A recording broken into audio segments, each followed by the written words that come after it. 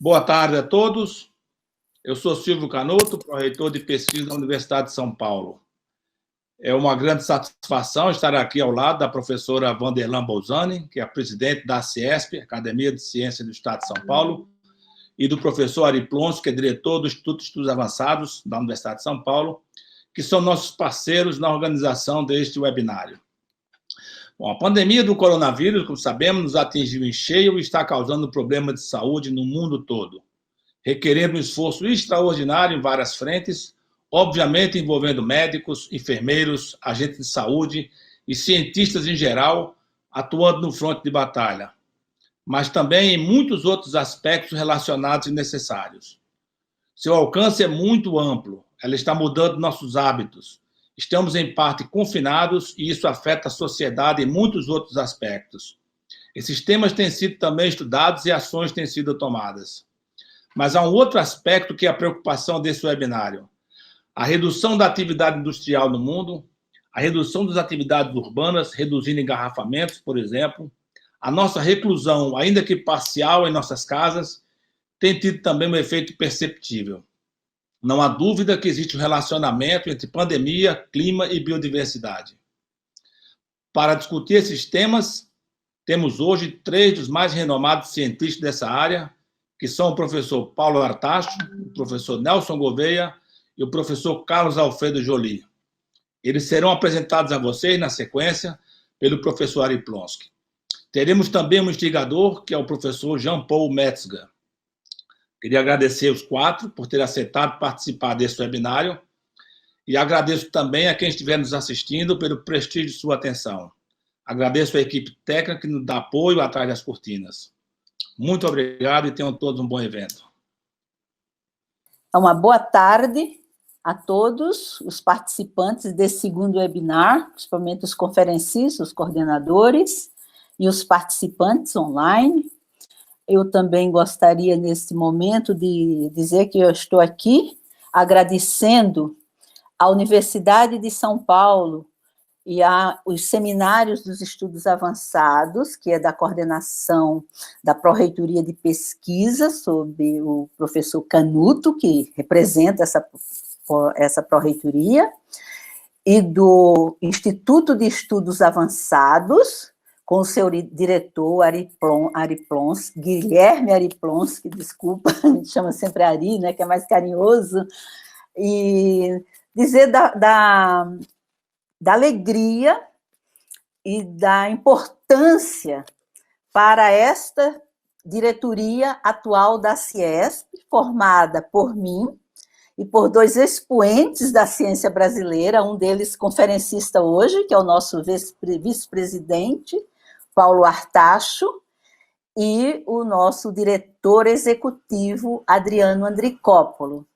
É uma grande satisfação trabalhar com um time, né, tão renomado, e neste momento agradecer essa participação, como tão bem colocou o Ari, no momento que nós, tão desolador da história recente da humanidade, onde nós, se nós pararmos e refletirmos, os avanços que nós tivemos ao longo do desenvolvimento humano foram fantásticos. Nós hoje não temos mais distâncias porque os aviões conseguem fazer travessias de 14 horas de um polo a outro. E diante disso, diante de tantos avanços, nós não cuidamos de alguns bens. E este webinário de hoje é extremamente importante. Dos nossos recursos naturais, da nossa biodiversidade. O equilíbrio da Terra depende do equilíbrio de todos os organismos. Quando nós, sendo parte deste equilíbrio, desta biodiversidade, temos que pensar e refletir o que é que aconteceu e o que é que acontecerá no futuro se nós, cientistas, não tivermos um olhar para entender e estudar ainda mais os nossos sistemas à nossa biodiversidade. E, neste momento, neste país, que detemos uma das maiores biodiversidades do planeta, com tipos de biomas os mais fascinantes, os mais fantásticos, com tudo a se descobrir, a estudar, a gerar conhecimento novo e a gerar bens. Não sei se já pensaram, ao cortar uma planta, uma planta da ordem Magnoliales na Amazônia, quantas substâncias ali contidas, modelos de fármacos, de cosméticos, de fragrâncias, vão ser jogados fora porque nós não conseguimos identificar, nem para saber como ela age nesse ecossistema. Então, este webinário de hoje traz para toda a comunidade que está assistindo uma reflexão da importância da biodiversidade para nós humanos e principalmente para as futuras gerações. Então, temos aí um time de primeiríssimas, né, os expoentes da nossa ciência, representados aqui pelo professor Joly, né, pelo professor Nelson Gouveia e pelo professor Paulo Artacho, coordenado pelo Jean Mettier, que isso é uma reunião extremamente importante e eu estou muito feliz de estar participando desse segundo webinar.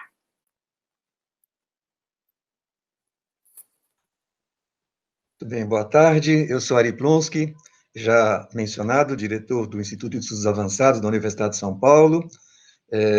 Inicio com 3 agradecimentos. O primeiro, à Pró-Reitoria de Pesquisa, professor Silvio Canuto, e à Academia de Ciências do Estado de São Paulo, professora Vanderlan, por a gente ter feito essa série que é de vetores saudáveis, em que a gente procura, a partir da questão da saúde, que se torna fundamental ainda mais, olhar para frente. Nós estamos no segundo dos webinários, o primeiro focalizou a educação, e agora nós teremos, então, pandemia, clima, saúde. O segundo agradecimento é, evidentemente, aos expositores e ao instigador, que concordaram em deixar um tempo para nós aqui. E, em terceiro, finalmente, é um agradecimento à equipe de apoio do IA, Sandra, Aziz, Sérgio, Fernanda e as demais pessoas que nos apoiam aí para conseguir viabilizar, junto com a Ana Paula, da Pró-Reitoria de Pesquisa, também o Adriano, da Academia de Ciências, participou também da organização, enfim, o pessoal que faz com que esse webinário, que é curto, aconteça, tem muito trabalho, como foi dito, atrás dos bastidores. A segunda mensagem é dizer que nós estamos sujeitos a mensagens muito contraditórias, muito quase que antagônicas, né? No mesmo dia em que tomamos conhecimento de que uma autoridade em Brasília então afirmava que devemos aproveitar essa oportunidade da pandemia para certas ações que têm a ver com gado, né, passar boiada e outras coisas do gênero, a revista Economist, que certamente não é um antro de pessoas esquerdopatas, né, tem como título da capa: aproveitemos o momento, é a chance de achatar a curva do clima. Nesse período, nós aprendemos várias expressões, né? A expressão curva epidêmica se tornou quase que, enfim, banal, né? Conversa de cafezinho. O conceito de achatar a curva também com um pouco mais de explicações, ficou clara a importância.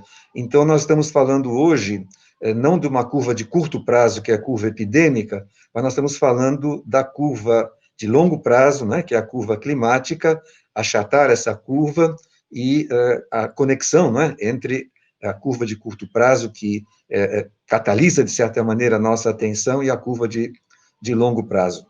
A terceira e última mensagem é só a de apresentar o nosso instigador, professor Jean-Paul Metzger, que é professor titular do Departamento de Ecologia do Instituto de Biociências da Universidade de São Paulo, enfim, é uma pessoa de enorme projeção nesse campo, e ele nos dá o prazer, no Estudos Avançados, de, já há cerca de 5 anos, coordenar um grupo de pesquisa em serviços de ecossistemas. O Sr. Jean Paul, então, tem, até com essa expressão, ecossistema, né? Serviço de ecossistemas, ele tem uma visão bastante integrada, né? Das questões, e, portanto, é um moderador, um instigador ideal para esse evento, e eu te passo a palavra, Jean Paul, muito obrigado, e deixo, se você julgar conveniente, ao passar a palavra para cada um dos nossos 3 palestrantes, comentar mais algo deles, já foram apresentados pelo professor Silvio. Boa tarde a todos. Obrigado, Ari, pela rápida apresentação. Obrigado também, Vanderlan, professor Silvio, por organizarem, né? Acho que é muito interessante a gente ter um evento organizado pela Ciesp, junto com a Pró-Reitoria de Pesquisa da USP e junto com o Instituto de Estudos Avançados, para a gente discutir uma questão que é tão relevante e importante nesse momento, que é essa relação entre pandemia, biodiversidade e clima. E eu acho que esse é um momento particular para a gente pensar nas conexões, né? A gente está falando de vetores saudáveis, né? E eu acho que existe uma conexão muito clara entre a nossa saúde física, mental, social e a saúde ambiental. E a pandemia explicita, né? Ela expõe claramente que se o ambiente não for saudável, nós mesmos vamos adoecer, ou a sociedade vai sofrer em termos econômicos, em termos sociais. E para falar dessa trilogia, né, de pandemia, de clima e de biodiversidade, a gente tem 3 pesquisadores expoentes nas suas áreas, cada um na sua especialidade, né? A gente tem um biólogo, o professor Carlos Joly, né, que tem ampla experiência de trabalho com biodiversidade, ele esteve dentro da equipe de coordenação da plataforma internacional, o IPBS, né, para Biodiversidade e Serviço Ecossistêmico.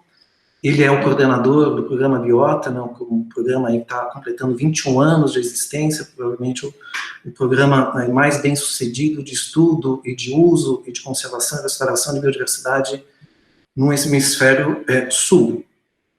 Além de um biólogo, a gente tem um físico, o professor Paulo Artacho, né, eu acho que dispensa apresentações, é possivelmente um dos pesquisadores mais bem conhecidos do Brasil, que trabalha com a parte física, na parte climática, e também participou do IPCC, então temos aí a experiência e expertise do Paulo Artacho sobre clima. E, finalmente, a gente tem um médico, epidemiologista, né, com ampla experiência em saúde pública, e que certamente vai permitir fazer essas conexões, né, da saúde pública, da pandemia, junto com o clima e junto com biodiversidade.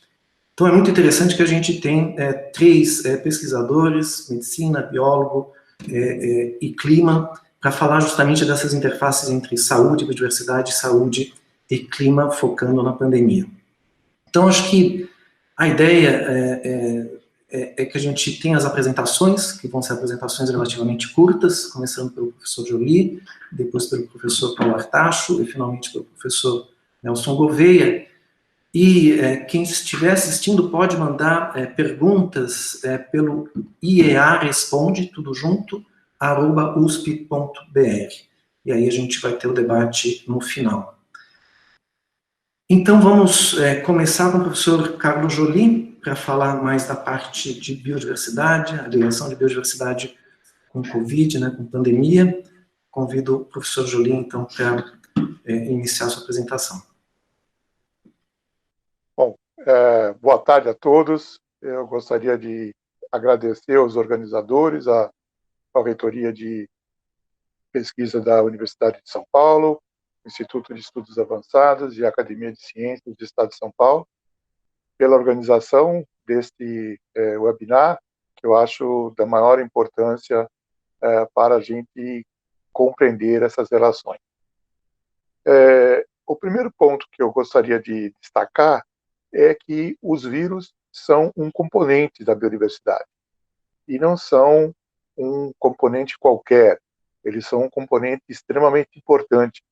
Eles apareceram possivelmente há 3,5 bilhões de anos atrás e se desenvolveram, evoluíram, possivelmente de uma forma quimérica, isso é, eles foram, ao longo do tempo, incorporando estruturas de outros organismos dos quais eles se hospedavam, e hoje eles estão presentes em grande quantidade, possivelmente é o organismo mais, a classe de organismos mais abundantes na Terra, e tiveram uma importância e continuam tendo no processo evolutivo, porque é uma história de coevolução. Todos os organismos, sejam animais, sejam plantas, sejam bactérias, hospedam vírus e evoluíram na presença desses vírus. Então, eles tiveram um papel bastante importante no processo de evolução. Nós temos como mais problemáticos dois grupos de vírus. São os beta-coronavírus, que são a família a qual pertence o Covid-19. Esses vírus, eles obrigatoriamente se hospedam em mamíferos, então eles sempre têm como hospedeiro um mamífero, e vão ser transmitidos, em geral, não são transmitidos diretamente do seu hospedeiro primário para o homem, mas eles acabam sendo transmitidos através de um hospedeiro secundário. Eu vou voltar a falar disso. Outro grupo extremamente importante são os arbovírus, que são vírus que são transportados por artrópodes, que são transportados, portanto, por mosquitos borrachudos, carrapatos, e que também tem como hospedeiros mamíferos, e são os vírus da febre amarela, da dengue, da zika, da chikungunya, que no momento em que esse vetor, o mosquito, transmite para o homem passa a ser o reservatório para contaminar outras pessoas, e assim a epidemia rapidamente se alastra. Então, em que cenário que se dá essa transmissão do vírus para o homem? Como eu disse antes, essa transmissão ocorre, em geral, através de um intermediário, né? No caso do coronavírus, o que a gente tem foi uma transmissão que ocorreu nos tipos de mercados que a gente encontra na Ásia, mercados que são chamados de wet markets, porque vendem carnes, peixes, crustáceos, enfim, produtos que precisavam ficar armazenados em gelo, e o gelo derretia e molhava o mercado, o chão do mercado, e por isso eles têm esse nome de wet market. Mas na Ásia, esses mercados, além de venderem esses produtos e também venderem verduras e venderem outros itens alimentares, eles têm a venda de animais vivos. Eles têm a venda de animais onde, como a gente se acostumou já a ver em filmes, quando algum galã entra num restaurante de altíssima requinte e ele vai selecionar a lagosta que ele vai comer no aquário na entrada do restaurante. Da mesma forma, nesses mercados asiáticos, você tem a venda de animais que podem ser morcegos, que podem ser civetas, que é um mamífero, um felino muito parecido com a nossa jaguatirica, que podem ser outros animais, e o cliente seleciona lá o animal que ele quer comprar, o animal é abatido no momento da compra, eviscerado ali juntamente com os transeuntes, e é esse contato próximo aonde nós colocamos animais que não tinham um contato naturalmente, passam a ter um contato porque estão engaiolados com uma proximidade muito grande.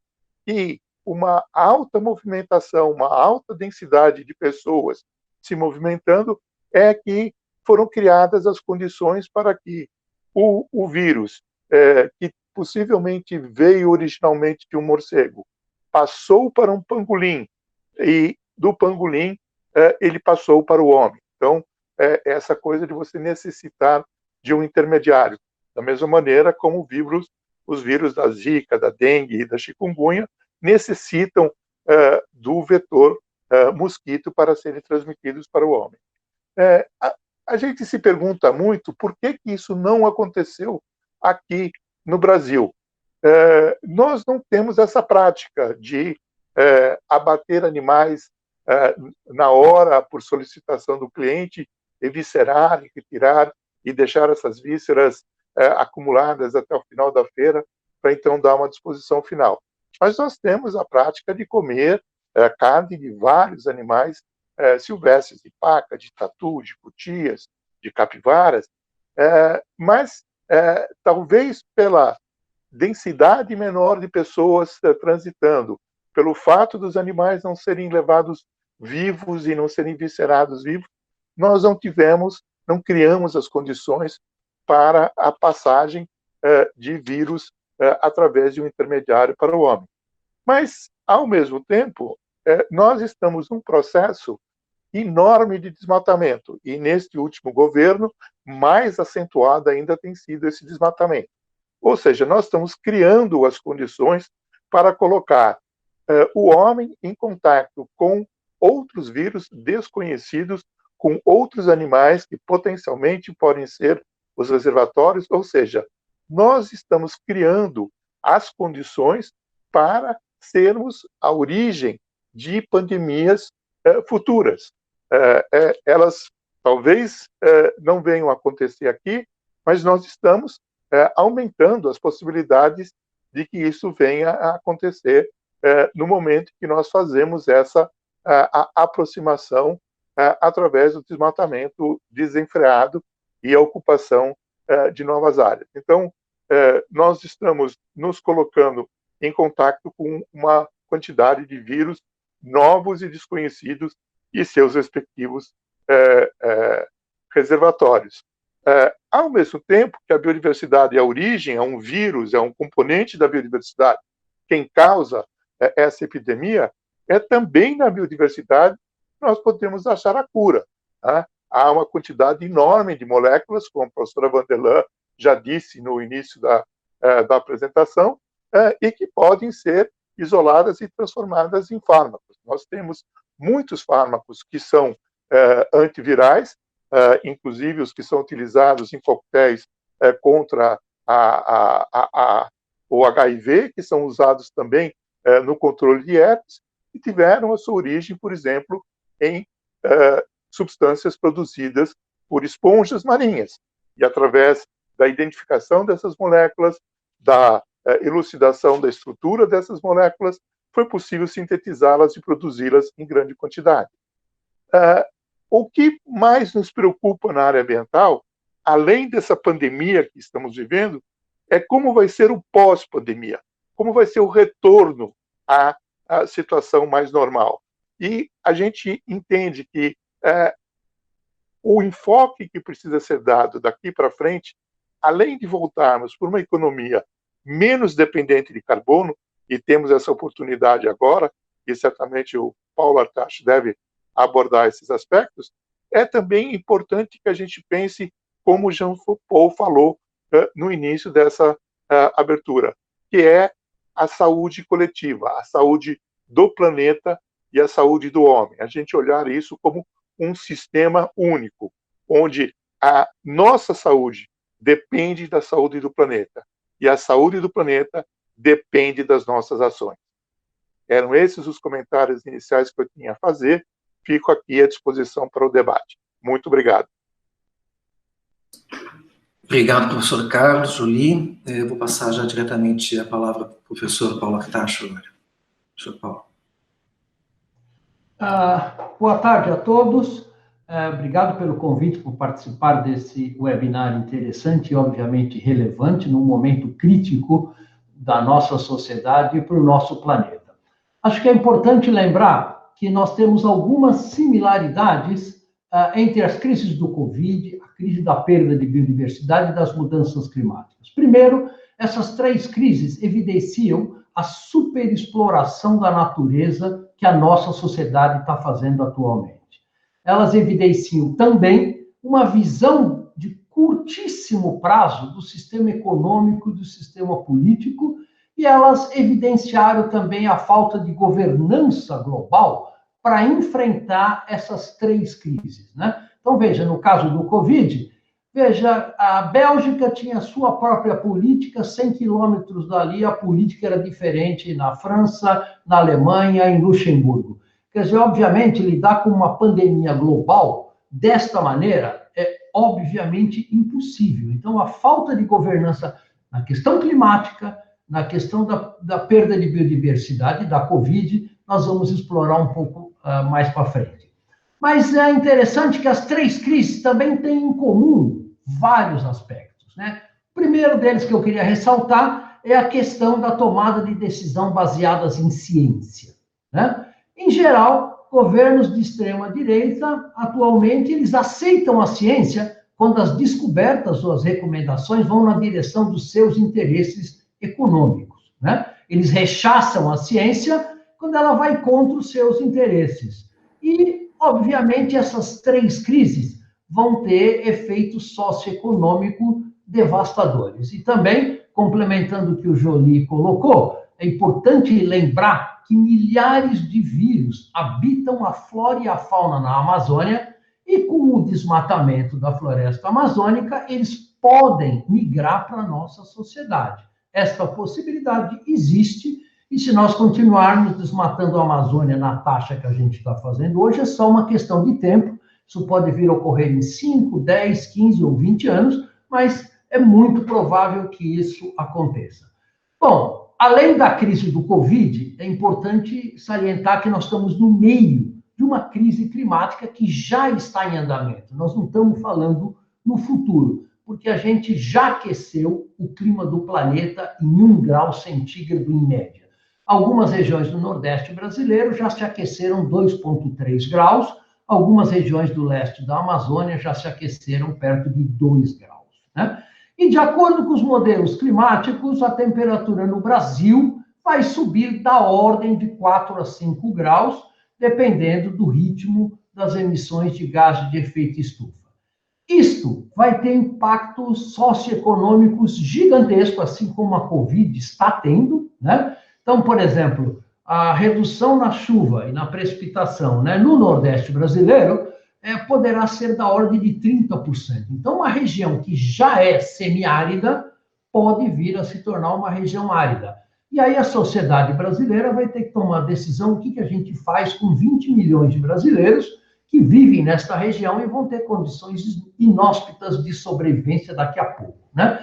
Muitas áreas do nosso planeta vão se tornar inabitáveis, com temperaturas no verão de mais de 52 graus centígrados, e as florestas tropicais poderão ter o seu limiar de sobrevivência ultrapassados, perdendo carbono para a atmosfera, agravando o efeito estufa global, né? Os efeitos disso serão migrações em massa, dificuldade de produzir alimentos para 10 bilhões de pessoas em 2050, aumento de eventos climáticos extremos, como secas e inundações, que terão, assim como o Covid, impactos enormes na nossa sociedade e na nossa economia, né? Mas elas têm uma diferença importante, essas três crises, é que eu gostaria de ressaltar, que é a questão temporal, tá? Enquanto a crise do coronavírus vai durar da ordem de 1 ano, talvez 1 ano e meio, a crise climática vai durar séculos, e a perda de biodiversidade é para sempre. A gente não pode se esquecer destas questões.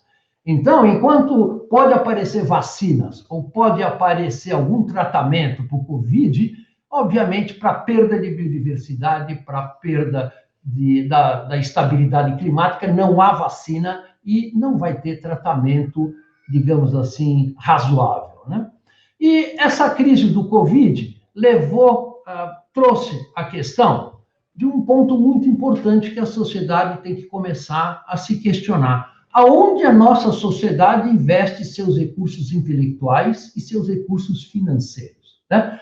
O exemplo mais óbvio é que, para mim, chega a ser, por exemplo, ridículo que os Estados Unidos gastem 2 a 3 trilhões de dólares por ano em máquinas de guerra, em armas atômicas, em poderio militar, mas agora tem 100 mil mortos em 4 meses por um minúsculo vírus que tem 120 nanômetros de tamanho, né? A sociedade tem que começar a repensar estas suas prioridades, né? Queremos comprar canhões ou nós queremos nos armar contra o próximo vírus que já está batendo às nossas portas, é só uma questão de tempo, né? E, além disso, esta crise nos mostrou vulnerabilidades muito importantes. Por exemplo, no caso do Brasil, a maior parte do país simplesmente não tem respiradores, né, mecânicos em número suficiente, mesmo nas grandes capitais como Rio e São Paulo. Quer dizer, é um grau de vulnerabilidade que deveria ser inaceitável para a sociedade brasileira e para a sociedade mais global, né? E, por último, eu queria colocar a questão da governança, né? Que, para mim, está se tornando cada vez mais importante nas 3 crises, do Covid, da climática e da biodiversidade, né?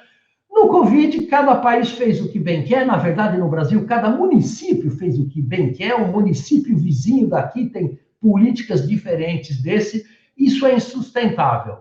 No caso das mudanças climáticas, sem uma governança global, não tem solução, porque a atmosfera é compartilhada por todos os países igualmente, né? E a mesma coisa com o gerenciamento da perda de biodiversidade.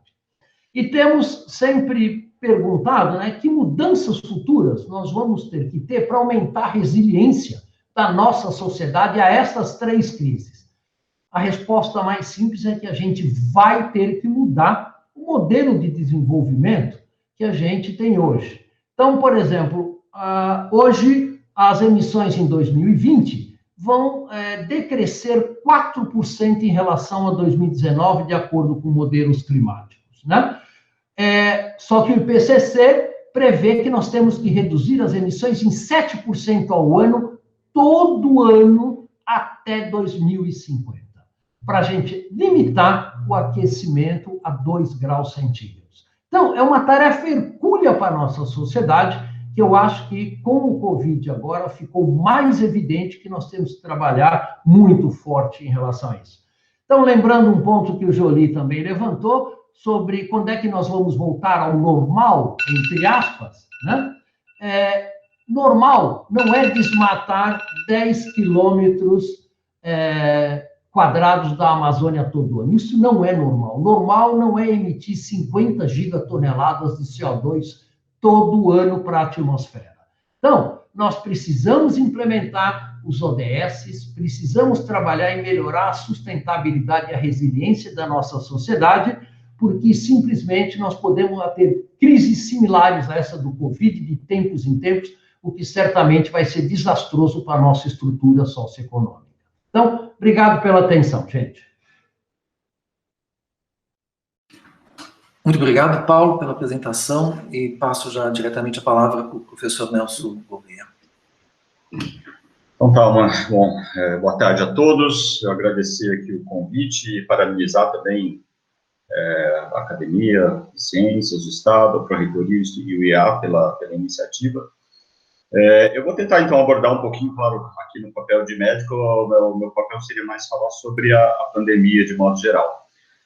Talvez menos aspectos clínicos, né, e mais essa relação com a mudança climática e com a perda de biodiversidade. E, de fato, é isso. Como já foi comentado, são 3 grandes crises, né, 3 grandes ameaças globais que a gente está vivendo, são todas bastante devastadoras, se a gente pensar bem, são bastante devastadoras, dados os impactos potenciais que tem na nossa saúde, a escala global, né, de todas as crises também, né, trazem esse aspecto até de uma certa urgência, né? Claro que a mudança climática e mesmo a perda de biodiversidade já vinham acontecendo, não é algo que começou agora, com essa pandemia que surgiu há cerca de 4, 5 meses atrás, mas são fenômenos que vêm acontecendo, como também já foi falado, em velocidades diferentes, né? Mas estão todos aí e todos bastante interligados. E da mesma maneira que a mudança climática, né, já virou uma emergência climática, a crise climática vem sendo anunciada há muito tempo, vem lutando para reverter esse processo. Uma pandemia como essa que a gente está vivendo também vem sendo prevista, né, já há muito tempo, né? Eu costumo dar aula aqui para os alunos na Faculdade de Medicina e a gente fala da grande pandemia da gripe espanhola do século passado, 1918, de outras epidemias e pandemias que ocorreram de lá para cá, inclusive as mais recentes aí, 2002, né, no começo desse século, também, de um outro coronavírus, que é o H1N1, ou seja, são fenômenos que vêm acontecendo e a Organização Mundial da Saúde tem uma estrutura, eu acho que isso até faz um pouco a ponte com o que o Paulo levantou agora da questão da governança, né, que é muito importante nessas 3 áreas, mas principalmente na saúde, a Organização Mundial da Saúde vinha já com uma certa articulação, a gente tem um Código Sanitário Internacional que prevê ações e que prevê vigilância, né, de fenômenos como esse, que existem centros, sentinelas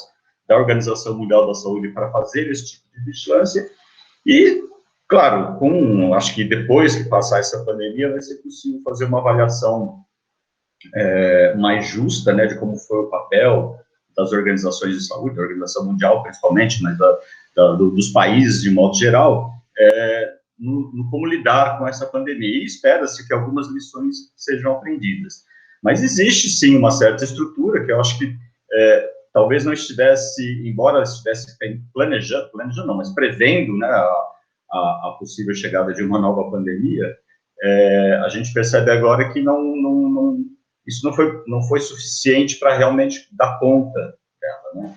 E, né, fazendo a ponte, então, com as 2 outras crises que a gente está vivenciando, da mudança climática e da perda da biodiversidade, o que a gente imagina é que, passado esse coronavírus, conseguindo-se uma vacina, ou um tratamento, acho que a vacina, na verdade, vai ser a solução parece ser a mais promissora, mas outras pandemias podem ocorrer, né, principalmente por conta dessa relação íntima, né, na verdade, do homem com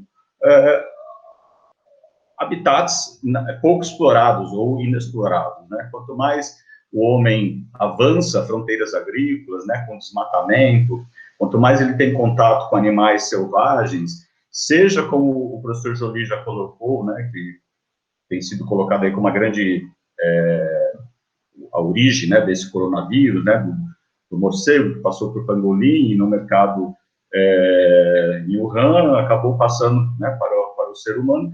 Isso já aconteceu, também não é uma novidade, né, a própria AIDS está aí para mostrar que isso é um fenômeno que acontece com frequência, né, você ter zoonoses, né, agentes biológicos que estão que tem reservatório em animais e que eventualmente passam para o homem, né, o vírus da HIV, né, da AIDS, ele tem essa trajetória também, muito mais lá atrás, o Ebola, recentemente, também na África. Então, isso é um fenômeno que, talvez, até pela grande urbanização, né, pelo crescimento da população mundial, isso talvez comece a ficar mais frequente, né? E, como colocado, cada vez que você invade um novo habitat, você tem riscos e destrói, né, eventualmente, esse habitat, você está trazendo riscos aí de trazer essas doenças, fazer essa passagem da zoonose, né, do animal, do reservatório animal, para o ser humano. E isso, com certeza, né, faz todos nós pensar, bom, então, precisamos pensar em preservar, né, os nossos ambientes. Também já foi colocado, e muito bem lembrado, que além desses reservatórios naturais conterem vírus e outros micro-organismos que são patogênicos, podem trazer malefícios, eles também são reservatórios de moléculas importantes para o cuidado em saúde. Mais de metade dos medicamentos que a gente encontra hoje nas farmácias, eles têm alguma origem em alguma molécula encontrada na natureza, não são fabricados em laboratório. Então, a natureza também é importante nesse sentido. Tá? Um outro ponto que eu acho que também foi mencionado, eu gostaria até de entrar um pouquinho mais no detalhe, é a questão de como a mudança climática, na medida que você destrói, né, ou avança fronteiras agrícolas, destrói o meio ambiente e colabora para a mudança climática, você acaba aumentando, né, você vai ter vários impactos na saúde, né, e um deles, como já foi colocado também pelo professor Jolie, são as doenças arboviróticas, que seriam transmitidas por mosquitos. Na medida que você tem já a circulação desses vírus entre nós humanos, o que a mudança climática continua agravando agora, ela continua fornecendo condições climáticas para que esses mosquitos avancem para latitudes que às vezes não existiam, né, eles não tinham condições de sobrevivência, então as doenças começam a se alastrar agora pelo mundo todo. Então é mais uma interface aí da relação entre mudança climática e a saúde de modo geral, né, por meio desse favorecimento aí da sobrevivência desses vetores, aí, no caso dos mosquitos, né, para a transmissão dessas doenças. E uma coisa que eu acho que, né, a gente precisa lembrar é que, assim, das lições que a gente precisa aprender, e acho que tem muitas lições que a gente deve tentar aprender, né, a partir dessa pandemia que a gente está vivendo, é que, primeiro, sistemas de saúde são importantes, sistemas universais de saúde são muito importantes.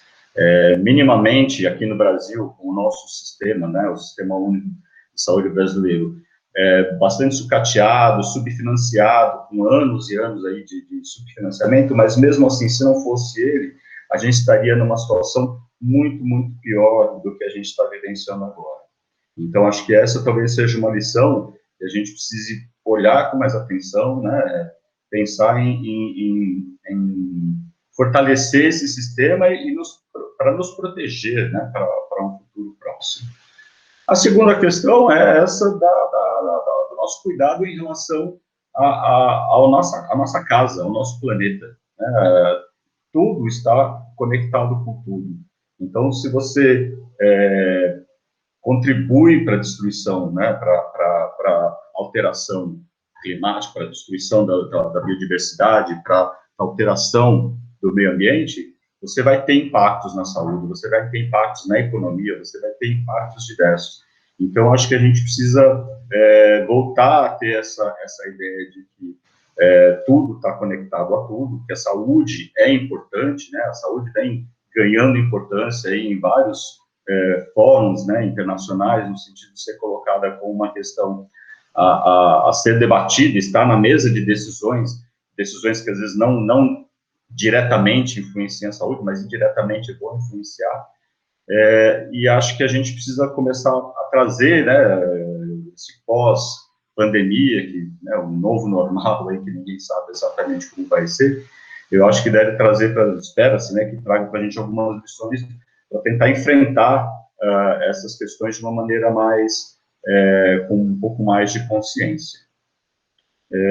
Bom, eu, na verdade, assim, acho que são essas ponderações, eu estava tentando colocar, né, a biodiversidade, a crise da perda da biodiversidade e a mudança climática nesse contexto da pandemia e da saúde, de modo geral, e vamos ver aí para o debate o que mais a gente pode contribuir. Obrigado. Obrigado, professor Nelson. A gente já tem recebido algumas perguntas aqui. Eu vou começar com o professor Jolie, se possível. E eu vou, ao mesmo tempo, provocar, né, instigar e colocar algumas perguntas que estão chegando pelo e-mail. Jolie, você falou que a diversidade de vírus faz parte, né, da biodiversidade, né, e a gente convive com ela, e principalmente em região tropical, a gente convive com uma alta diversidade de espécies e de vírus.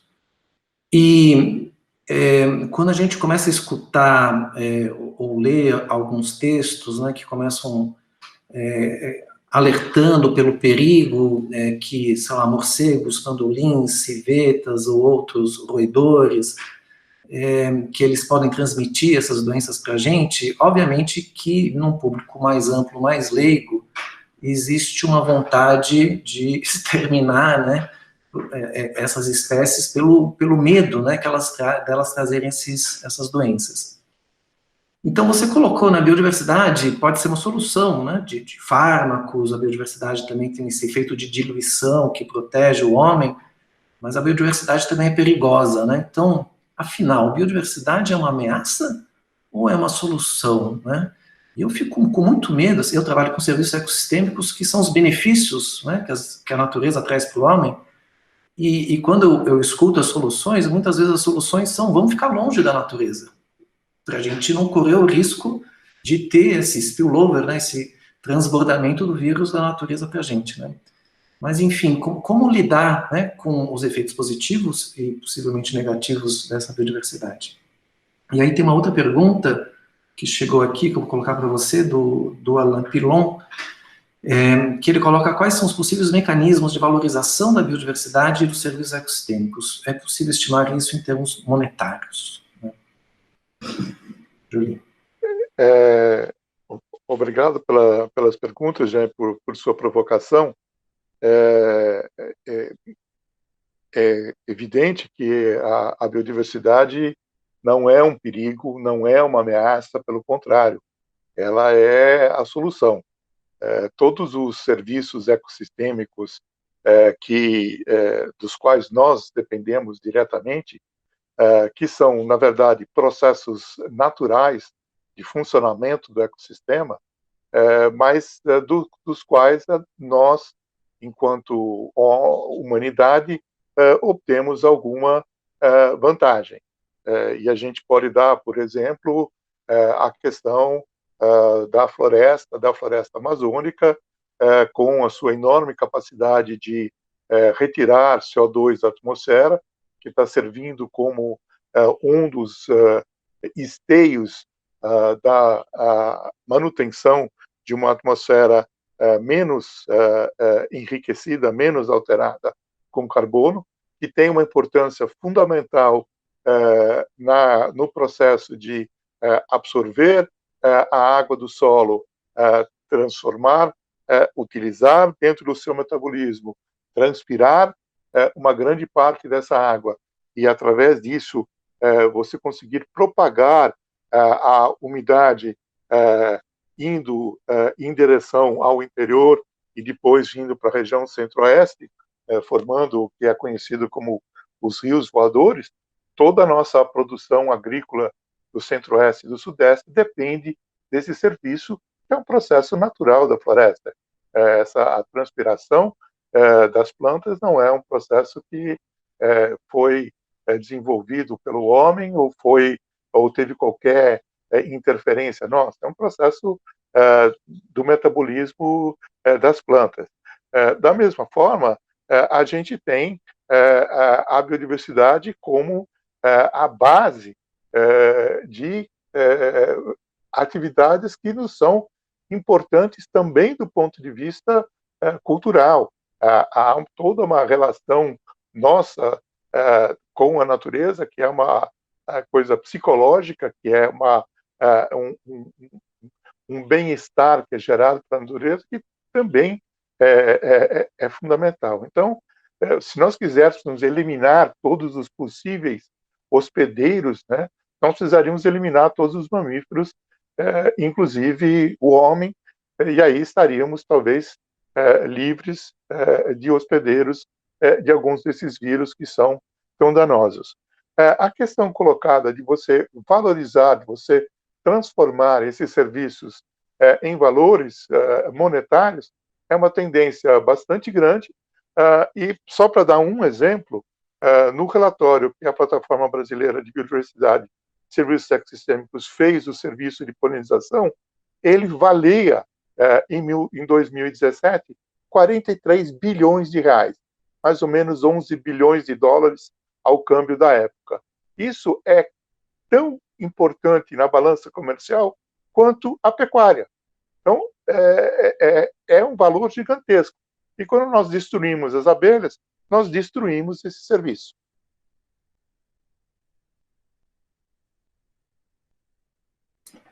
Obrigado. Estou tentando ser breve. Muito bem. Vou agora passar por um conjunto aqui de perguntas que foram postas para o professor Paulo Artacho. Eu vou começar com uma provocação minha.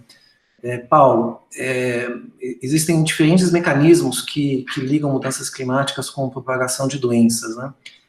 E tem trabalhos na Austrália que mostraram lá com Hendra vírus que com o aquecimento climático a tendência é que as espécies que estão em regiões tropicais tendam a se migrar em direção aos polos, para regiões mais frias. E como no caso do Hendra vírus, ele estava na região de Brisbane, né, mais na região tropical, e ele está, os flying fox, né, que são os morcegos grandes, né, eles estão se movendo em direção a Sydney, né, em áreas mais populosas. Então, existe uma possibilidade aí que esses vetores, hospedeiros, reservatórios de doenças migrem para as regiões temperadas, levando essas doenças, né. E você falou de investimento, né, e eu acho que hoje em dia, boa parte dessas doenças negligenciadas, que são doenças tropicais, agora elas vão migrar para as zonas temperadas, para as zonas ricas, né, e pode ser que elas deixem de ser negligenciadas justamente porque elas vão afetar as populações com mais poder econômico, né, então a primeira instigação é se você acha que isso vai acontecer de fato. Na verdade, Jean, isso já está acontecendo. Nós já estamos observando um aumento na área de incidência de malária, de dengue e de doenças associadas com vetores, né? Então, eles acompanham a mudança do clima, né? Então, se uma área não era propícia, o clima não era propício para a disseminação de um particular vetor, ela passa a ser. E simplesmente isso já está acontecendo, não é projeção para o futuro. Inclusive, chegada de dengue e malária, por exemplo, na Europa, está prevista para ocorrer ao longo dos próximos anos. Isso já muitos artigos científicos colocam isso de uma maneira muito clara. Então, o risco não é só para as regiões tropicais, mas também para as regiões temperadas. Joia. E aí vai ter investimento desses países, né, nessas doenças negligenciadas por enquanto. Aí a gente tem um conjunto de outras perguntas. O Vinícius, ele está colocando uma questão de divulgação científica, como colocar essa questão da pandemia, clima e biodiversidade em debates de divulgação científica de educação brasileira. Ele fez a pergunta para todo mundo, mas eu estou fazendo para você, Paulo. Aí o Bruno Guilherme, ele pergunta sobre a questão de conscientização de mudanças climáticas, né, como você mesmo colocou, Paulo, o efeito de mudanças climáticas é lá no futuro, né, diferentemente da pandemia, e a população brasileira nem se dá conta, muitas vezes, do risco da pandemia que está acontecendo agora, quiçá das consequências das mudanças climáticas. Então, essa questão da conscientização de mudanças climáticas, como lidar com isso. E o Lúcio... Deixa eu responder esses dois, senão escapa da cabeça. A questão da divulgação científica, a gente vê o seguinte, eu, pelo menos, identifico um tremendo aumento na divulgação científica ao longo dos últimos 4 ou 5 anos. Quer dizer, de repente... Há 20 anos atrás, não se discutia muito a questão da divulgação científica por si. Mas, veja, conforme as descobertas científicas vão entrando mais na questão econômica, conforme as descobertas científicas vão entrando na questão de saúde, elas são hoje muito mais discutidas. E eu acho que um dos efeitos positivos dessa pandemia é, na verdade, mostrar como que ciência é essencial hoje para a nossa sociedade. Não é mais um elemento acessório que pode melhorar o desenvolvimento ou piorar o desenvolvimento. É um instrumento essencial para a nossa sociedade se proteger, nesse caso de pandemias, mas também se proteger de outras questões. E hoje, desenvolvimento econômico sólido só se consegue com ciência sólida. Isso é mais que claro. A questão da conscientização das mudanças climáticas é um ponto muito difícil de ser respondido, eu acho, porque realmente, quando você vê populações de baixa renda no Brasil tendo dificuldade de sobreviver, ou seja, você não tem aonde achar o pão que você tem que dar para os seus filhos para amanhã, você não tem água na sua casa, você não tem saneamento básico, quer dizer, realmente, ou seja, as dificuldades imediatas da vida não são preenchidas. Então, é pedir um pouco demais para essas pessoas, olha, cuide do planeta para daqui a 30 ou 50 anos, quando ele não sabe o que ele vai dar para o seu filho comer para amanhã. Então, eu acho que nós só resolvemos isso implementando os Objetivos de Desenvolvimento Sustentável, onde garantir saúde, garantir alimentação e água para a maior parte da população são elementos chaves da implementação dos ODS. Então, a conscientização vai vir a partir daí. Para os países desenvolvidos, né, esta conscientização já existe num nível maior, só que eles não querem deixar a sua situação extremamente confortável de andar com o seu carro de 3, 4, 5 toneladas, de ter um nível de consumo que é absolutamente insustentável se metade da população do nosso planeta tiver esse nível de consumo. Essa é uma batalha grande que nós vamos ter para diminuir o nível do consumo dos países desenvolvidos, o que eu acho absolutamente necessário. Sem isso, não há saída. Paulo, se me permite entrar na sua fala, você tinha, durante a apresentação, falado da necessidade de mudança de modelo de desenvolvimento. E agora você vem num outro ponto que é importantíssimo, é a mudança do modelo de consumo.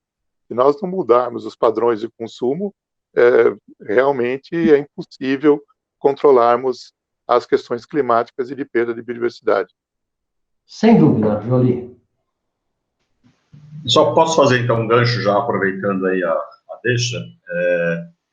Acho que tem alguns movimentos, né? Como eu falei, acho que essa pandemia talvez traga, né, alguns aprendizados para todos nós, né, para os governos de modo geral, mas existem já alguns movimentos nesse sentido, né? A Europa está fazendo um grande pacote econômico aí de recuperação, onde dentro desse pacote se fala da descarbonização da economia, né? De você tentar minimamente partir para um padrão, pelo menos não totalmente sustentável, mas pelo menos mais sustentável do que vem sendo até então. Claro que a questão do consumo, ela é vital, porque ela é o cerne do capitalismo, então, eu não sei como lidar com isso, mas acho que, sem dúvida, a gente tem que mudar bastante isso.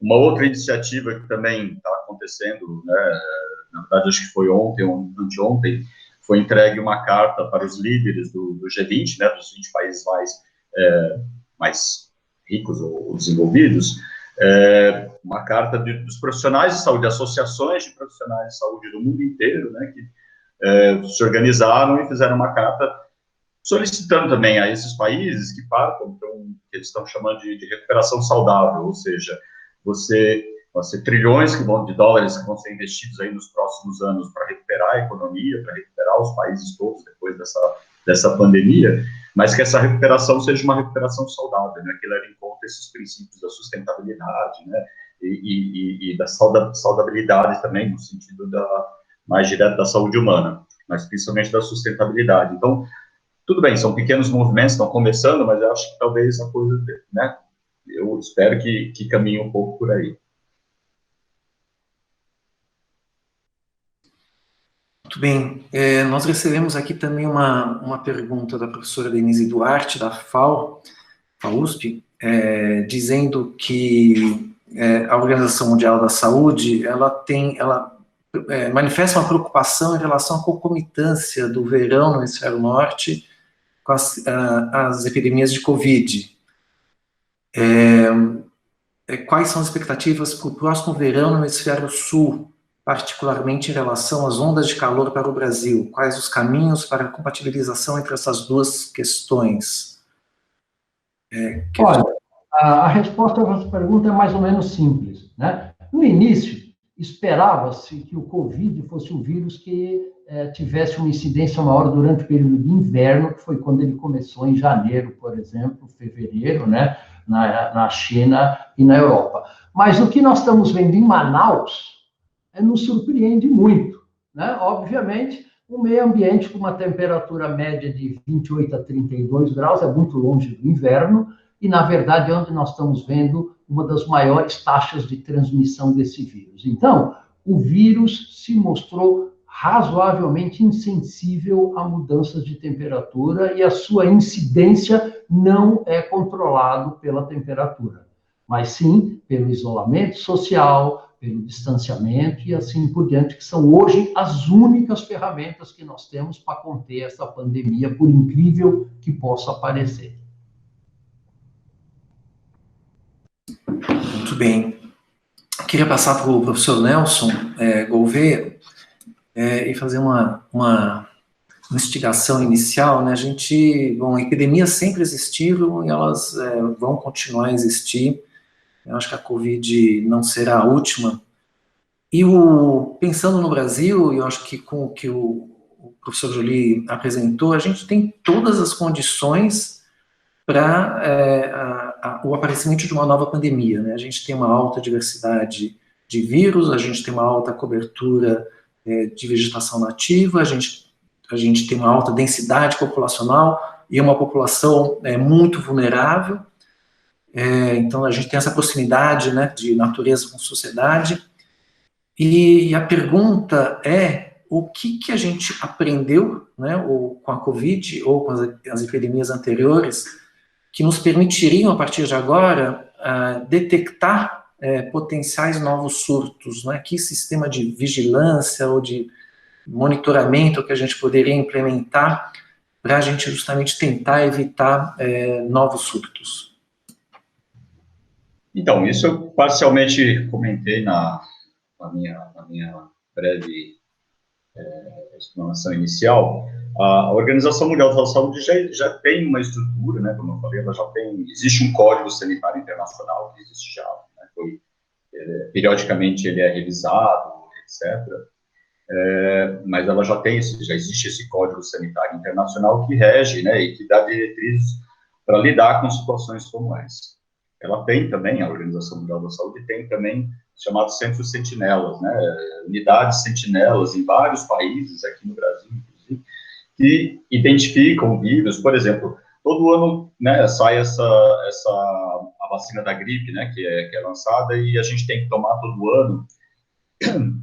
Perdão, como é que é isso, né? O que é essa vacina? Na verdade, ela tem que ser tomada todo ano, porque sempre são cepas novas do vírus, são mutações que vão acontecendo, e que isso vai sendo detectado no conjunto de países. Inclusive, a vacina que é tomada aqui no Brasil, ela não é exatamente igual à que é tomada, sei lá, na Áustria, porque os vírus que estão circulando aqui são diferentes dos vírus que estão circulando lá. Então, esses centros sentinelas, eles têm esse papel de identificar, né, quais são as cepas mais prevalentes aqui, e essas vacinas são produzidas, então, para dar conta disso. Então, já existe um sistema minimamente estruturado para dar conta. Claro que ele se mostrou insuficiente face a esse desastre que a gente está vivenciando agora aqui no momento. Mas eu acho que há espaço, né, à medida que a gente tenha um pouco mais de fôlego para sentar e avaliar todas as etapas, né, o que foi feito e o que se deixou de ser feito, acho que há muito que pode se melhorar, sem dúvida. Isso estou falando no nível global. Claro que cada país também tem que ter as suas estruturas mínimas, né? É isso que eu falei também no início, né? Acho que ter um sistema de saúde efetivo, né, universal, como é o nosso caso aqui no Brasil, embora subfinanciado e sucateado, é muito importante. E quando eu falo sistema de saúde, eu não estou falando só de atendimento, né, das UTIs, leitos, atenção médica, especificamente. Isso, claro, é parte do sistema, mas eu estou falando também dos sistemas de vigilância, que são muito importantes e existem no Brasil, e também fazem esse papel, né? A vigilância, ela vai ter, né, os sistemas que a gente tem, eles precisam se integrar mais. O Brasil, no caso, é um país continental, né, com muitas diferenças. O Paulo acabou de comentar, lá em Manaus a coisa está pegando de um jeito que a gente não imaginaria, enquanto aqui em São Paulo, que ainda é o epicentro, as coisas parecem até sob um certo controle, mais ou menos, né? Não diria que está sob controle, mas, de toda maneira, é um país muito grande, muito diferente, então precisa muito diverso. Então, você precisa ter, primeiro, um sistema que já existe, né, como eu falei, e já tem, né, uma certa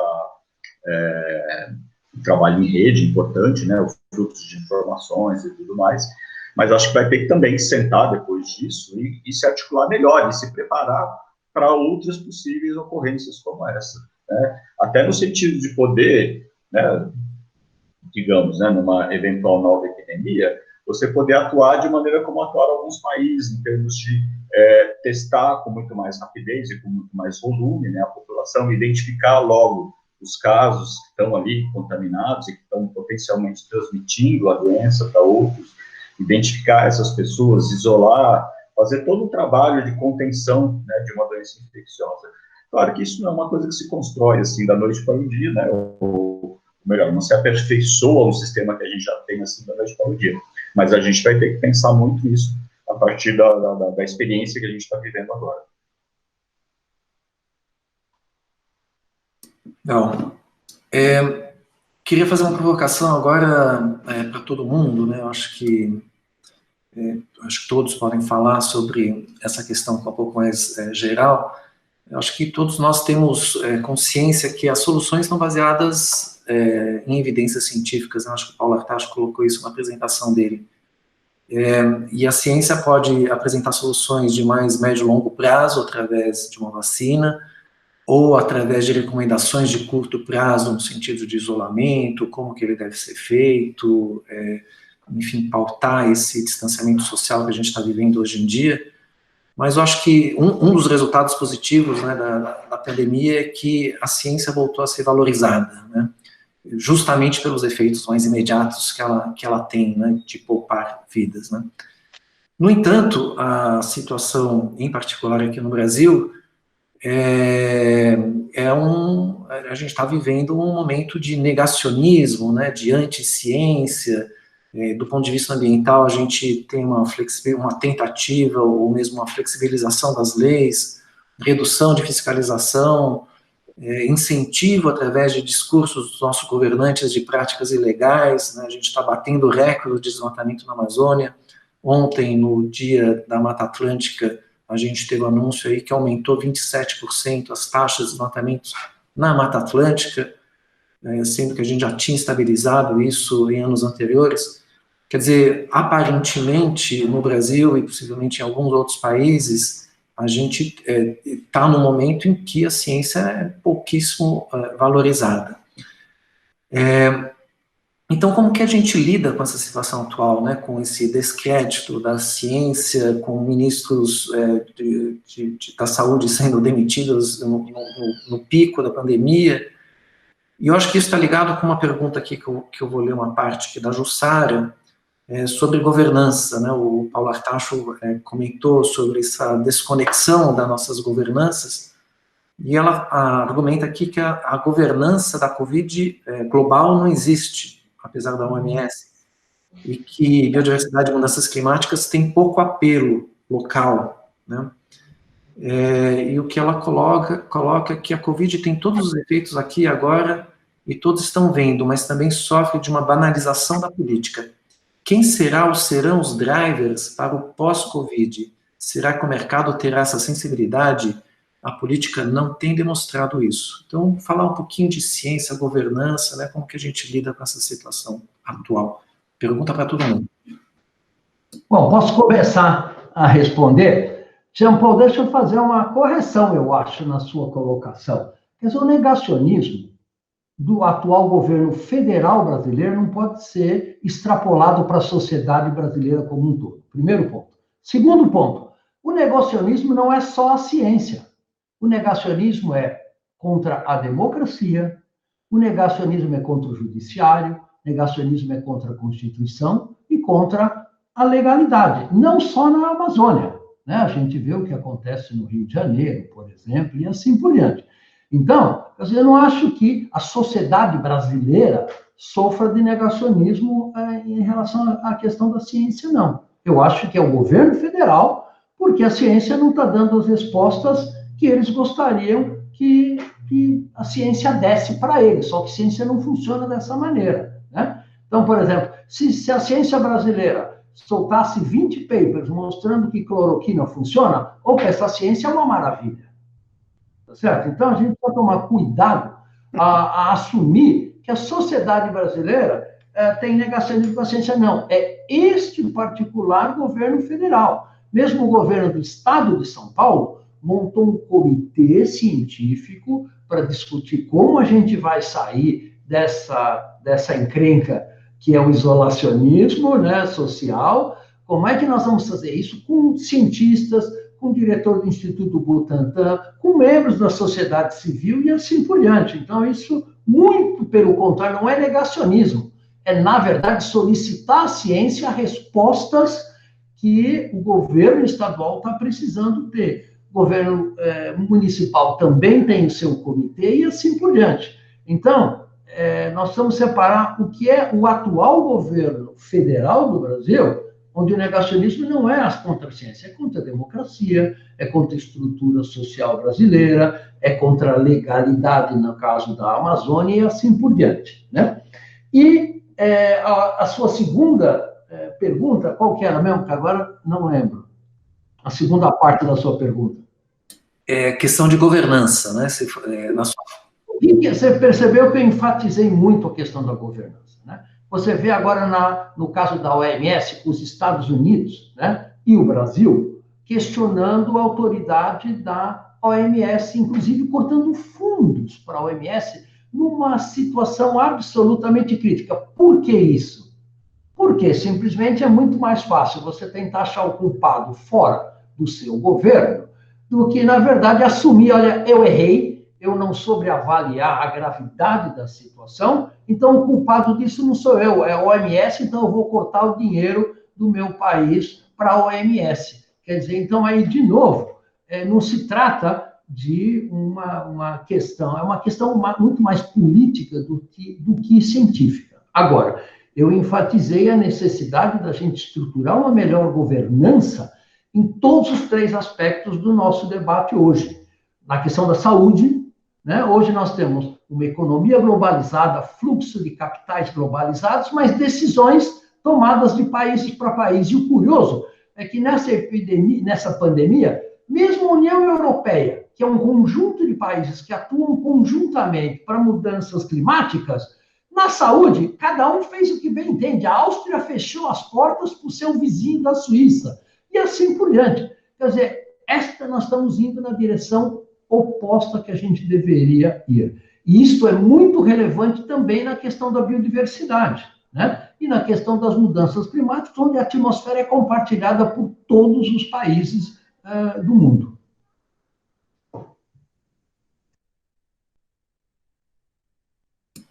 A Júlia precisa ligar seu microfone.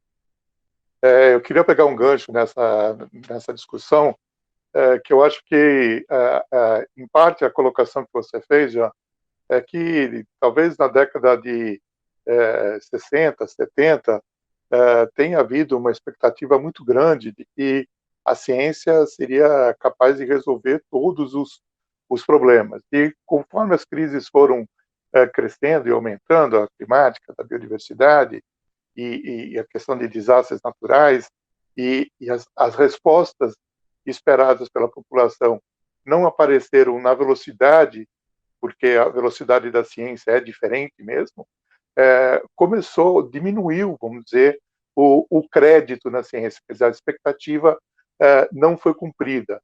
E eu acho que isso, de uma certa forma, até orientou alguns países e algumas dessas organizações internacionais a promoverem mais a pesquisa interdisciplinar, a pesquisa voltada à solução de problemas. Esses centros de síntese são um exemplo disso.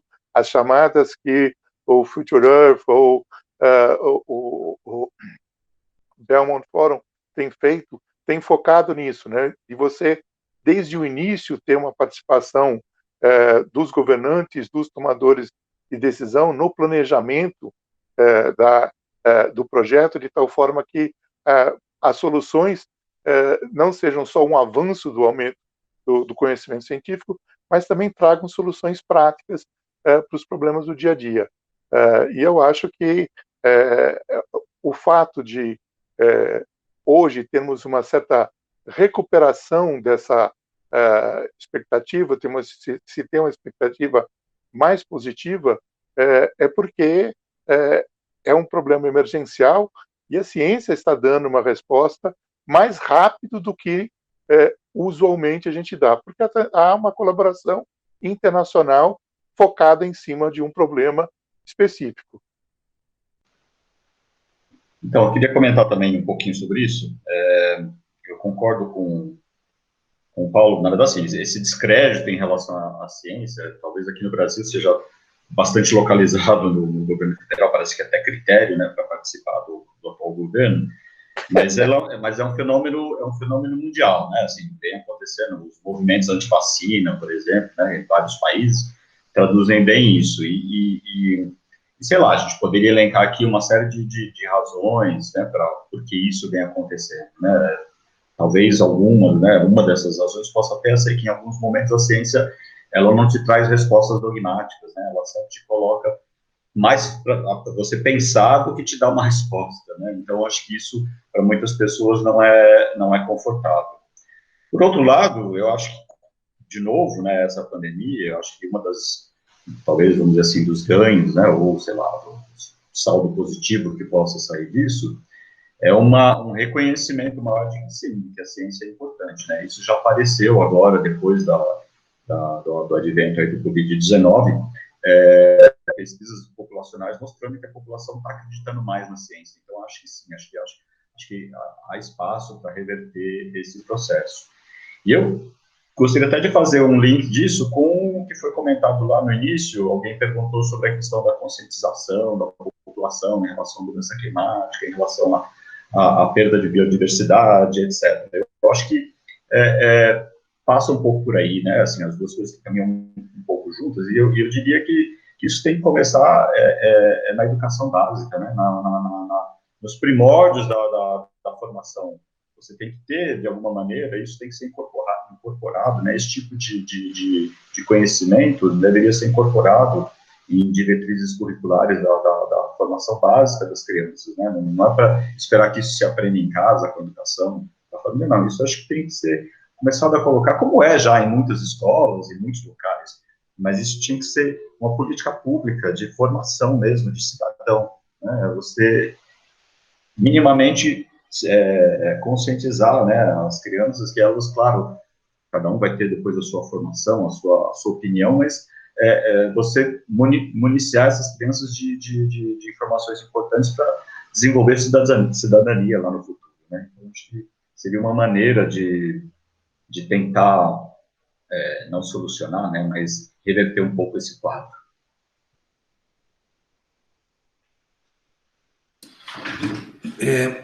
Muito bem.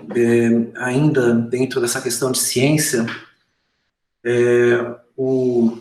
na verdade, assim, eu vou fazer um contraponto ao que o Paulo colocou, porque eu acho que tem, pelo menos desde que a gente tem discutido o Código Florestal, né, mudanças de algumas legislações ambientais, a gente vê um uso muito politizado, né, enviesado, a ciência que me interessa, a ciência que sustenta o meu ponto de vista, né, uma coisa muito de opinião. E eu acho que, assim, essa desconexão que a gente tem com a sociedade, né, em algumas áreas de pesquisa, como a física quântica, por exemplo, é muito difícil uma pessoa entender o que o cientista está fazendo, tem uma dificuldade de comunicação do pesquisador, de colocar uma linguagem mais acessível. Existe também um descompasso entre o que a sociedade. Então, acho que existem vários motivos que fazem com que tenha havido um afastamento, digamos assim, da população em geral em relação à ciência. Mas aqui eu vou colocar uma pergunta que foi posta pelo Bruno Guilherme. Ele está dizendo que a valorização da ciência em função do Covid não seria apenas temporária, se esvaziando logo após a resolução da pandemia? Será que a ciência não corre o risco de ser abandonada novamente quando a situação estiver mais tranquila, né? Acho que também é uma questão mais ampla aí. Eu, pessoalmente... Vai lá, Jolie.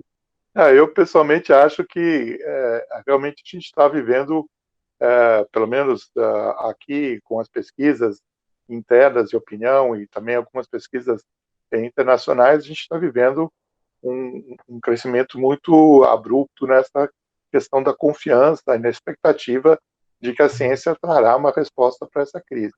E acho que é um pouco natural que, passada a crise, você vai ter uma certa diminuição nessa expectativa, uma mudança de foco, porque o problema emergente está solucionado. E aí volta aquela questão da conscientização.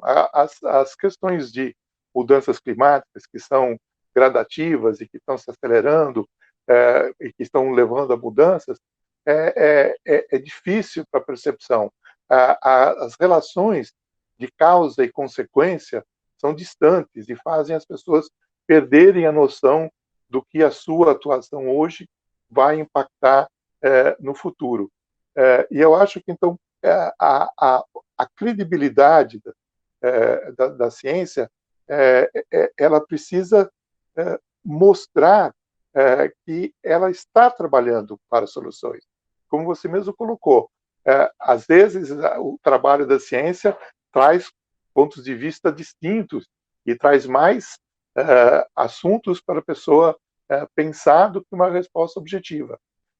Mas, a longo prazo, a gente precisa realmente trabalhar para manter essa expectativa. Não, só comentando, na verdade, assim, eu desejo, espero, né, que isso aconteça, que a gente passe agora para o período de renascimento, né, porque a gente está vivendo uma Idade Média já há algum tempo, né, do ponto de vista político-social, né, em relação à ciência. Então, quem sabe agora a gente venha para o renascimento, aí essa epidemia, essa pandemia faça, né, como aconteceu, né, na época do real, né, renascimento, né, depois da peste, né, das várias epidemias na Europa, tem um período de florescimento da ciência. Quem sabe vamos tentar ser otimistas, né? Muito bem, acho que a gente teve um debate muito enriquecedor, né, com vários pontos de vista, soluções, exploramos algumas relações muito interessantes. Eu queria agora passar a palavra para o Ari, o Silvio, o Vanderlan, não sei se vocês querem fazer alguma pergunta, participar do debate, por favor. Eu me candidato. No famoso musical Cabaré, a música mais, vamos dizer assim, relevante foi a Liza Minnelli cantando, né, Money makes the world go round, né, o que faz rodar o mundo é o dinheiro. Eu digo isso porque há possivelmente 10 ou 12 anos para trás, num evento de julgamento de startups, e uma das candidatas era uma startup que desenvolveu uma solução para melhorar a gestão de apiários, né, usando tecnologia de informação. Uma das pessoas que estava nesse painel era um vice-presidente executivo mundial da Coca-Cola. E ele foi a pessoa que me alertou para a importância das abelhas na economia e fez, enfim, da perspectiva de uma empresa certamente icônica, né, do mundo capitalista, a questão da importância de desenvolver soluções de cuidar da natureza, enfim, fez todo o discurso que se fez aqui,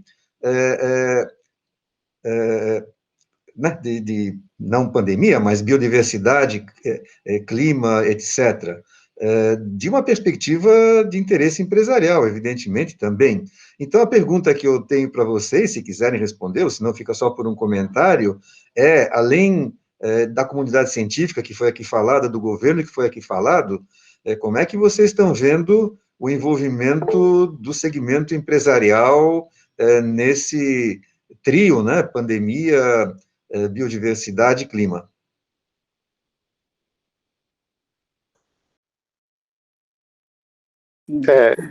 Na área da biodiversidade, a gente está tendo um envolvimento maior do setor empresarial. Eu digo isso em função dos relatórios que a Plataforma Brasileira de Biodiversidade e Serviços Ecossistêmicos produziu, que a gente tem tido pouca interlocução com o governo, né, as sumários que são voltados para tomadores de decisão, mas tem tido um interesse maior de empresas particulares, especialmente no de polinização e no de restauração, porque são áreas que elas conseguem ver a questão monetária é mais facilmente demonstrável, das vantagens que você tem em manter esses serviços, o funcionamento desses serviços. Então, aí você tem um argumento que como diz a música, vai na direção do money, e money é uma coisa que interessa ao setor privado. E eu acho que está correto, desde que você esteja, de fato, uma aplicação, uma preocupação orientada por uma base científica. Jean Paul, eu posso fazer um comentário também? Por favor. Agora eu quero, na verdade, fazer um comentário, ela tem a ver com o que eu ouvi dos três, na verdade, né? O Joly, em particular, tocou no aspecto que é o meu ponto de partida. Quer dizer, se você olha o desenvolvimento da ciência de metade do século passado para cá, quer dizer, após a Segunda Guerra Mundial, sai os Estados Unidos como uma grande potência industrial. Mas no final dos anos 50, começo dos anos 60, ele toma um susto quando a União Soviética coloca, né, o Sputnik no ar, e eles percebem que poderiam perder uma corrida importantíssima, que era a corrida espacial. E aí há uma revolução, na verdade, no ensino da ciência nos Estados Unidos. Eu lembro que uma das coisas, quando eu entrei na universidade, a gente estudava por um livro chamado PSSC. Eu acho que o Paulo, dessa época, também deve lembrar disso. E o PSSC significava Physical Science Study Committee, ou seja, formou uma comissão de notáveis cientistas americanos para revolucionar. Bom, então os Estados Unidos passam então a ter o domínio, como a gente sabe, né, de ciência, etc. O Brasil, né, e o Brasil passa por um sistema interessante, quer dizer, você vê uma tentativa do governo de priorizar certas áreas, mas a priorização é muito delicada. Dois aspectos que eu quero chamar a atenção para isso, e vou na defesa da interdisciplinaridade que o Joly, o Nelson e o Paulo também colocaram. Quer dizer, quando a sociedade coloca um problema, ela não coloca um problema de física, de química, ou o que seja. Você não vai estudar mudança climática sendo apenas físico, e não há conhecimento suficiente para você abraçar o problema como um todo. Então, a priorização de áreas é extremamente perigosa. Quando chegou a Zika no Brasil, foi um motivo de orgulho muito grande ver a capacidade com que a ciência brasileira deu uma resposta tão imediata, né? Igualmente, no caso agora da pandemia, a rapidez com que foi feito o sequenciamento genético, que foi feito em 2 dias, e tem uma brincadeira que eu preciso perguntar a Esther se é verdade, que dizem que ela fez, na verdade, em um dia só. Ela simplesmente repetiu no dia seguinte, portanto, levou 2 dias. Bom, mas não é uma questão de ser rápido no gatilho que nós estamos colocando, é uma questão de você estar preparado, né? E a ciência brasileira estava preparada. Nós estamos na situação atual da pandemia, e isso é importantíssimo, fica claro. Quer dizer, isso é fronteira do conhecimento para todo mundo, e nós estamos no páreo. Então, a ciência brasileira, eu acho que tem uma performance muito boa.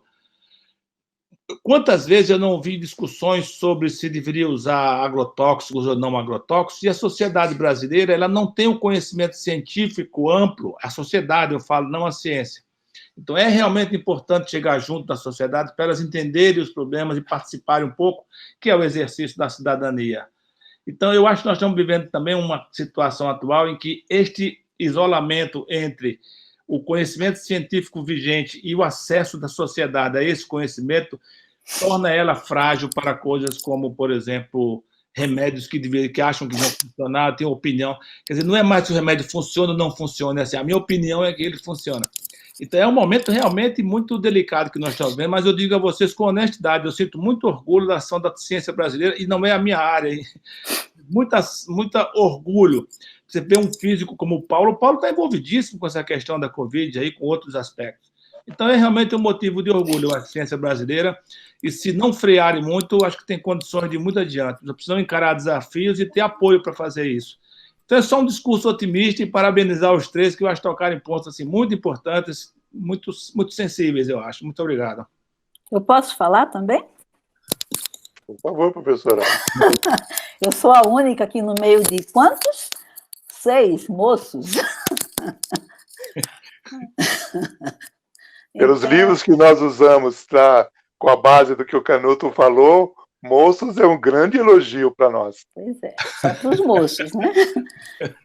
Então, eu acho que foi excelente também essa webinar de hoje, logicamente com os expoentes da ciência brasileira, falando de temas tão relevantes, e aí vai o questionamento que está na base de tudo isso. Nós estamos aqui no ambiente científico, discutindo a ciência, e nós temos uma ciência de primeiríssimo nível.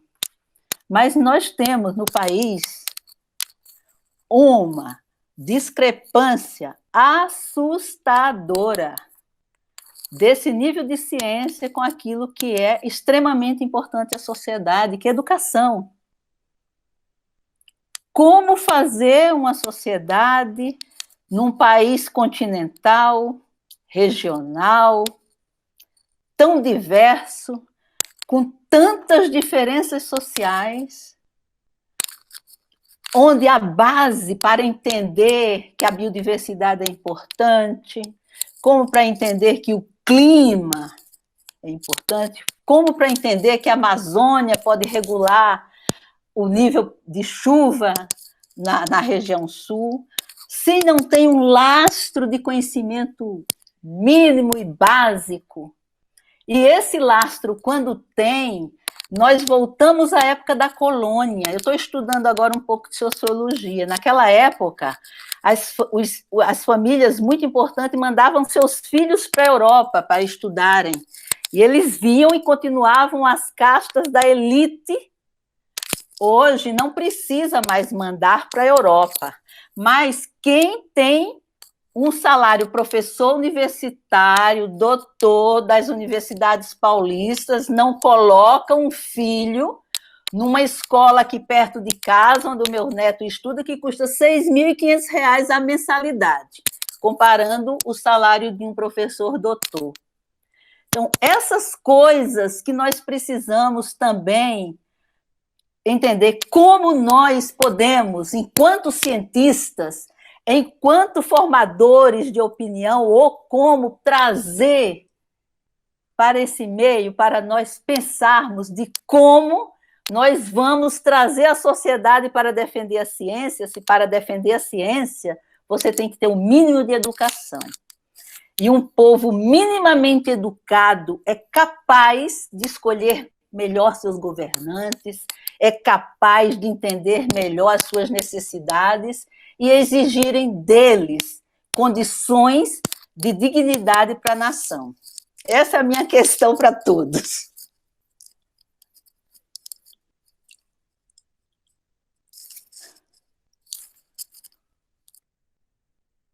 Bom, posso começar, então, assim, eu não vou necessariamente responder, porque, na verdade, é um comentário bastante amplo, mas acho que tem vários aspectos aí, né? Acho que, em parte, né, do que a gente falou aqui nesse webinário de hoje, é que todas as 3 crises que a gente está vivendo aí, a pandemia, a mudança climática, a perda de biodiversidade, na verdade, é por conta desse relacionamento destrutivo do homem com a natureza. Acho que isso é o que une, né, as 3 crises aí, isso já foi colocado. A ciência, ela está aí para colocar, né, trazer informação, trazer, instrumentalizar, né, a sociedade a lidar com essas questões. Claro que isso não é, como o Vanderlan colocou, acho que ciência é uma coisa, você ter conhecimento é outra coisa, e isso passar para a sociedade, isso ser disseminado é uma outra história.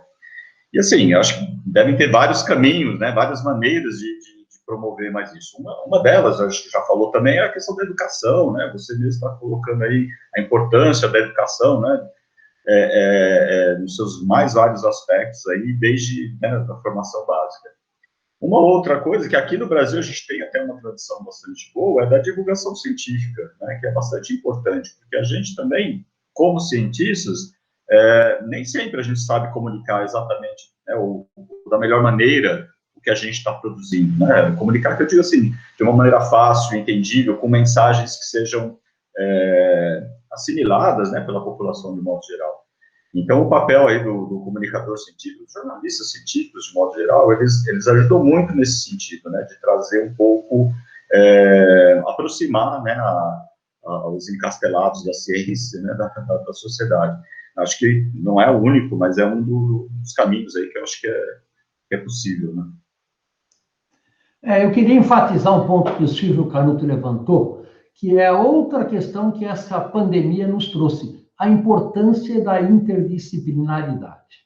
Ou seja, veja bem, o que a gente viu nos últimos 2 meses, né? Não foram só médicos lidando com essa pandemia, né? Foram biólogos, foram economistas analisando o impacto socioeconômico, foram físicos modelando, né, a transmissão desse vírus, fazendo projeções, foram químicos trabalhando em desenvolvimento de novas drogas. Quer dizer, a ciência hoje, a força principal dela está na interdisciplinaridade, e acho que essa pandemia mostrou isso muito claro para nós. Temos que trabalhar mais em conjunto, inclusive com cientistas sociais, para minorar o impacto disso, com economistas, com químicos, com biólogos e assim por diante. E acho que o futuro da ciência está muito nessa direção que o Silvio colocou. Eu concordo com essa colocação do Paulo e também as colocações que o Nelson fez, Vanderlei. Eu acho que essa é uma questão fundamental. A SBPC, como você envolvida na administração dela há bastante tempo, sabe, tem feito todas as tentativas possíveis, a Academia Brasileira de Ciências, idem, em termos de mudarmos esse espectro da educação e da ciência, e trazermos a ciência como um elemento que pode estimular a educação e a compreensão. Mais um país de tamanho continental, e como o Paulo disse, que hoje a gente está vendo explicitamente hoje no noticiário as condições de vida de uma parte significativa da população, que sai para ganhar o dinheiro para comprar a comida do dia, e que agora está impedido de fazer isso. Eu não sei, acho que a gente realmente precisava fazer uma grande reflexão. Não sei se a SBPC, a academia, podem liderar isso ali. Depois dessas experiências todas da Covid, como que a gente pode mobilizar, trazer essas questões para a realidade do Brasil? Você colocou uma questão muito correta mesmo, quando todo o governo pede, todos os dias, isolamento social. Isolamento social. Aqui onde a gente mora não tem uma viva alma na rua, mas agora como você fazer isolamento social nos bairros periféricos, onde as pessoas têm que ir para a rua e mostra todo dia na TV. Isso é verdade.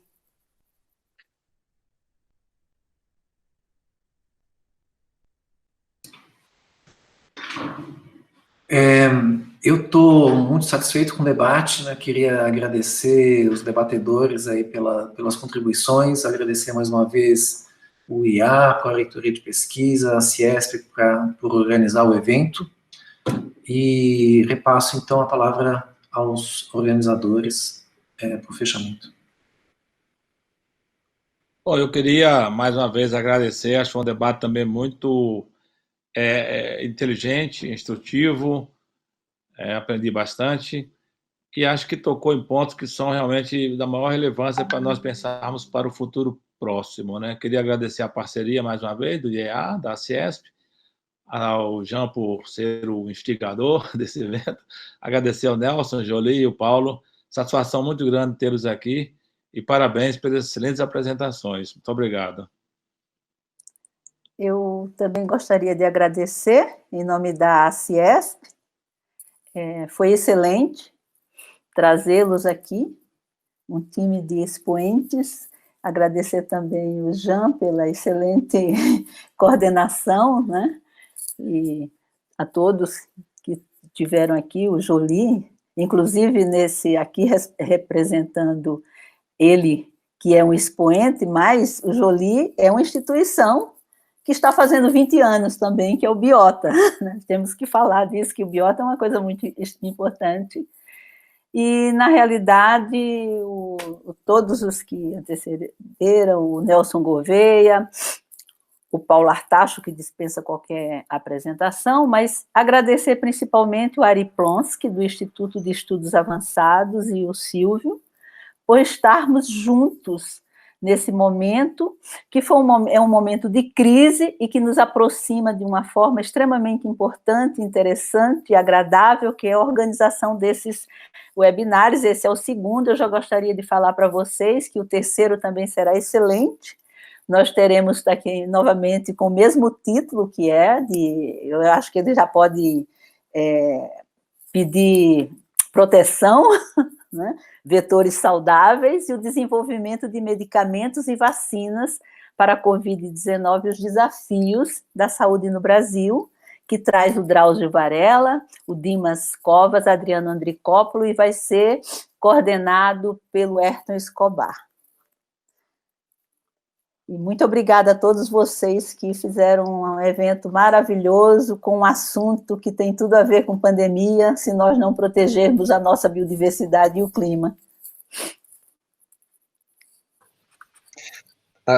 Endosso os agradecimentos que foram feitos ao Jean Paul pela instigação perfeita, ao Carlos Jolie, colega da Unicamp, Paulo Artacho, vice-presidente da CIESP, portanto, parceiro e professor sênior do Instituto de Física, ao Nelson Gouveia, da Faculdade de Medicina, e também, conforme diz a Vanderlan, nesses momentos que estão um pouco difíceis, né, a gente poder conversar com a equipe da Pró-Reitoria de Pesquisa, com a equipe da CIESP, equipe do EA, e pensar como é que a gente pode trazer esses elementos de uma forma enfim, interessante para o público em geral, mas para nós também, é um oásis na nossa agenda. Muito obrigado a vocês e boa tarde.